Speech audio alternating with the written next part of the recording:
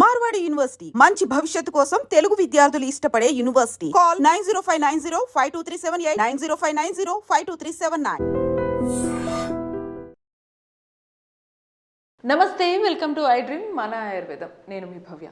ఈసారి మీకు కిడ్నీలో స్టోన్స్ కరిగించడానికి వంటింటి చిట్కాలను తీసుకొచ్చేసాను. ఇవన్నీ చెప్పడానికి మనకి top most ayurvedic doctor Madhusudana Sharma గారు ఇప్పుడు మన ముందున్నారు స్టూడియోలో. ఈసారి ఎటువంటి చిట్కాలు తీసుకొచ్చారో సార్ని అడిగి తెలుసుకుందాం. నమస్తే సార్, ఎలా ఉన్నారు సార్? నమస్తే సార్, మీరు ఎంత అద్భుతమైన చిట్కాలు చెప్తున్నారంటే పైన నుంచి బాడీ లోపల జరిగే సమస్యలన్నిటికీ వంటింటి చిట్కాలు చెప్తున్నారు. చాలా తక్కువ రీజనబుల్ ప్రైజెస్లో మనం ఆ సమస్యలు తగ్గించుకోవచ్చు. చాలా ఉపయోగపడుతున్నాయి, సైంటిఫికల్గా బాగుంటున్నాయి.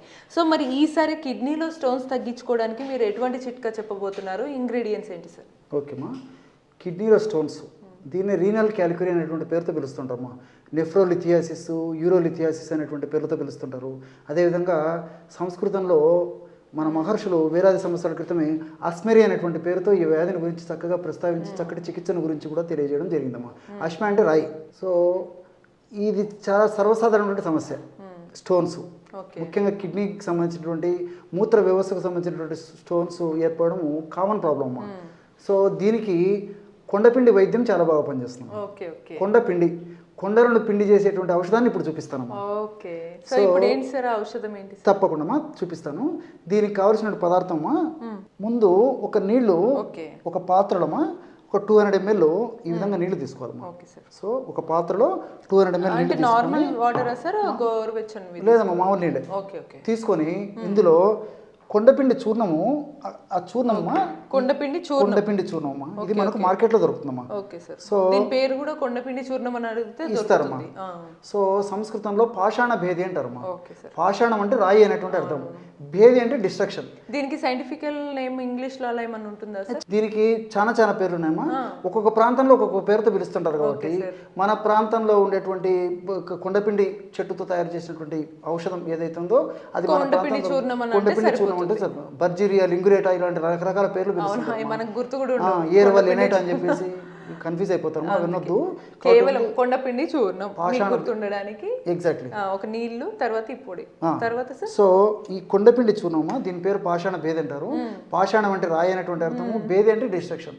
సో అటువంటి పెద్ద పెద్ద రాళ్ళనే కరిగించేటప్పుడు మన జీర్ణ వ్యవస్థలో కానీ లేకపోతే దేహంలో తయారయ్యేటువంటి రాళ్ళను కరిగించడంలో దీనికి పెద్ద పని కాదమ్మా. అందుకే పాషాణ భేది. అసలు రాళ్ళనే పిండి చేసేటువంటి శక్తి ఉందమ్మా. అందుకే కొండ పిండి చెట్టు అంటారు దీన్ని. ఎందుకు సార్ దీంట్లో అంత సైంటిఫికల్ గా ఎటువంటి ఉన్నాయమ్మా. సో పాలిఫినాల్స్, అదేవిధంగా సైటోస్టిరాల్స్, ఇలాంటి అనేక రకాల రసాయన పదార్థాలు ఉన్నాయమ్మా. ఇవన్నీ కూడా చాలా అద్భుతంగా పనిచేస్తాయమ్మా. వ్యాలినిక్ యాసిడ్ ఇలాంటివన్నీ కూడా చాలా అద్భుతంగా పనిచేస్తాయమ్మా. అది సందర్భాన్ని బట్టి, నేను సమయాన్ని బట్టి అది కూడా చెప్తాను. సో ఈ కొండపిండి చెట్టు పొడి ఏమా, ఎందుకంటే ఎందుకు స్పెసిఫిక్గా చెప్తున్నా అంటే మా ఈ కొండపిండి చెట్లు మామూలుగా ఈ యొక్క పొలాల్లో పెరుగుతుంటాయమ్మా. అందరూ కనుక్కోలేరు. కాబట్టి ప్రామాణిక కంపెనీ వాళ్ళు తయారు చేసేటువంటి కొండపిండి చూర్ణం మనకు మార్కెట్లో దొరుకుతుంది. కాబట్టి డైరెక్ట్ నేను అదే స్పెసిఫిక్గా చెప్పడం జరుగుతుంది. సో కొండపిండి పాషాణ భేది చూర్ణం కానీ కొండపిండి చూర్ణం కానీ. సో దీన్ని ఒక 1/2 టీ స్పూన్ అమ్మా, సో 200 ml నీళ్ళలో వేసేయాలమ్మా. కొంచెం ఎక్కువ తక్కువైనా పర్లేదమ్మా. 1/2 టీ స్పూన్ నుంచి మరీ సమస్య ఎక్కువ ఉంటే 1 టీ స్పూన్ వరకు వాడుకోవచ్చు. అంటే వేడి నీళ్ళలో లేదమ్మా, మామూలు నీళ్ళలో వేసి కలపాలి. మామూలు నీళ్ళలోనే ఈ విధంగా ఒక 200 ml వాటర్ తీసుకోవాలి. ఒక పాత్రలో తీసుకోవాలమ్మా. సో ఒక 200 ml వాటర్ తీసుకొని అందులో 1/2 టీ స్పూన్ అంటే 2.5 grams నుంచి అవసరమైతే మరీ సమస్య ఎక్కువగా ఉంటే 5 grams 1 టీ స్పూన్ వరకు తీసుకోవచ్చు. కానీ 1 టీ స్పూన్ తీసుకున్నప్పుడు కొంతమందికి గ్యాస్ట్రిక్ ట్రబుల్ లక్షణాలు వస్తాయమ్మా. కడుపులో సంకటం ఉండడము, పొట్ట ఉబ్బరంగా ఉండడము, వాంతి వచ్చినడము, వేడిగా ఉండడము. ఇన్ జనరల్గా అయితే నేను సజెస్ట్ చేసేది ఎక్కువ మందిలో మాత్రమా 2.5 grams చెప్తుంటాను. సో 1/2 టీ స్పూన్ సరిపోతుంది ఇన్ జనరల్గా. సో ఈ విధంగా తీసుకున్నామా ఒక పాత్రలో తీసుకొని వేడి చేయాలమ్మా. సో 200 ml నీళ్ళల్లో మనం 1/2 టీ స్పూన్ పొడి కలిపేసేసి వేడి చేసేసి 100 ml నీళ్లు మాత్రమే వేరేటట్టు మరిగించాలమ్మా. So half of the water మరిగించండి అమ్మా, మరిగించండి. మీరు చెప్పిన కొండపిండి చూర్ణము వేడి నీళ్ళలో మరిగించాము. వీటిని ఇప్పుడు గ్లాస్ లో పోసేయచ్చు. 100 ml వచ్చింది కదమ్మా, ఆ 100 ml వాటర్ ని ఫిల్టర్ చేసేయాలి. ఫిల్టర్ చేసేయాలమ్మా. సో అందులో ఉంటున్న ఔషధ గుణాలన్నీ వాటర్లోకి వచ్చేస్తాయి ఇప్పుడు. సో జస్ట్ 200 ml వాటర్ గాను 100 ml ఈ విధంగా ఔషధం తయారు చేసుకోవాలమ్మా. మీరు అన్నట్టుగానే ఖచ్చితంగా ఎగ్జాక్ట్ చాలా చక్కగా తయారైందమ్మా. ఔషధం కూడా చాలా చక్కగా తయారు చేశారు. సో 100 ml తయారైంది కదమ్మా. ఇది ఈ విధంగా తయారైన తర్వాత దీన్ని ఏం చేయాలంటే ఆ ఇంత వేడి లేకుండా గోరువెచ్చగా అయ్యేంత వరకు కొంచెంసేపు వెయిట్ చేయాలి. సో ఈ పొగల రావడం అని తగ్గిపోవాలన్నమాట. సో గోరువెచ్చగా ఉన్నప్పుడు ఇందులో 1 టీ స్పూన్ తేనె కలుపుకోవాలి. గోరువెచ్చగా ఉన్నప్పుడు అంతే సరిపోతుందమ్మా. అందులో కలిపేసేయండి అమ్మా. సో 100 ml మనకు మిగిలినాయి కదమ్మా వాటరు. 100 ml వాటర్లో గోరువెచ్చగా ఉన్నటువంటి పరిస్థితిలో 1 టీ స్పూన్ తేనె కలపాలి. మనం చూపించడానికి తొందరగా కలిపాం కానీ గోరువెచ్చగా కలపాలి. సో షుగర్ పేషెంట్లు అయితే తేనె పనికిరాదమ్మా. మిగతా వాళ్ళందరూ కూడా తేనె కలుపుకోవచ్చు. సో బ్రహ్మాండమైనటువంటి ఈ కిడ్నీ స్టోన్స్ని కరిగించేటువంటి అద్భుతమైనటువంటి పానీయం రెడీ అయిపోయిందమ్మా. షుగర్ పేషెంట్స్ కానీ వెయిట్ ఉన్న వాళ్ళు కానీ వద్దమ్మా, తేనె వేసుకోకుండా డైరెక్ట్గా వాడుకుంటే సరిపోతుంది. మిగతా వాళ్ళందరూ కూడా ఈ పద్ధతిలో తేనె కలుపుకొని వాడుకుంటే సరిపోతుంది. సో ఈ పొగలు రాకుండా, ఎందుకంటే మనకు టైం లేదు కాబట్టి పొగలోనే వేయడం జరిగిందమ్మా. పొగలు వచ్చేటప్పుడు తేనె కలిపాము, కానీ అలా కాకుండా గోరువెచ్చగా ఉన్నప్పుడు ఆ పొగలు తగ్గిన తర్వాత కలపాలమ్మా. సో ఈ విధంగా వాడుకోవడం వల్ల ఏమవుతుందమ్మా, చెప్పాను కదమ్మా, కొండలను పిండి చేసేటువంటి అద్భుతమైనటువంటి శక్తి ఉంది కాబట్టి.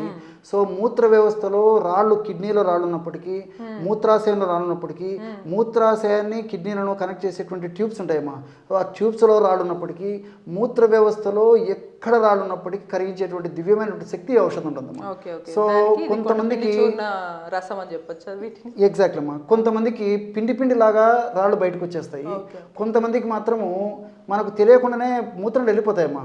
మళ్ళీ స్కాన్ తీసినప్పుడే స్కాన్లో రాళ్ళు ఉన్నాయో లేదో తెలుస్తుంది. కొంతమందికి ఇసుకలాగా ఎప్పుడోసారి రాత్రిపూటనో ఎప్పుడోసారి మనం యూరిన్కి పోయినప్పుడు ఎప్పుడోసారి వెళ్ళిపోతుంటాయమ్మా. సో కొంతమందికి మాత్రం బాగా తెలుస్తాయమ్మా. మేము అట్లా చూస్తుంటాము, పేషెంట్లు ఇట్లా చూస్తుంటాము.